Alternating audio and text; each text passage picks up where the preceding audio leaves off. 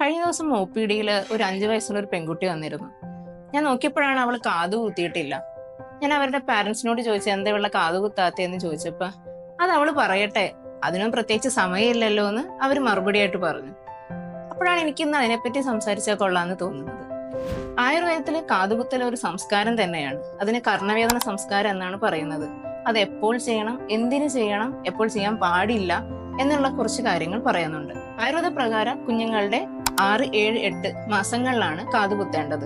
ഇതെന്തിനു ചെയ്യുന്ന വെച്ചാൽ കുട്ടിയുടെ ഒരു ഭംഗിക്ക്, അതാണ് ആഭൂഷണാർത്ഥം എന്ന് പറയുന്നത്.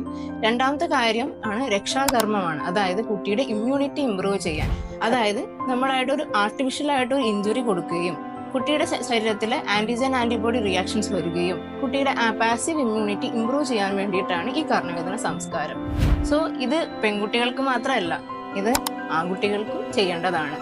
അതിനെ ഒരു പ്രത്യേക രീതിയിൽ ആൺകുട്ടികൾക്ക് വലത്തേ കാതിലും പെൺകുട്ടികൾ ഇടത്തേ കാതിലാണ് ആദ്യം കാത് കുത്തേണ്ടതെന്ന് പറയുന്നുണ്ട്. ഇനി ചില കുഞ്ഞുങ്ങളിൽ കാത് കുത്തിയതിനു ശേഷം കാത് പഴുക്കുന്നതായിട്ട് കാണാം. അത് ആ കുഞ്ഞുങ്ങളിലെ ഇമ്മ്യൂണിറ്റി കുറവിനെ കൂടി കാണിക്കുന്നതാണ്.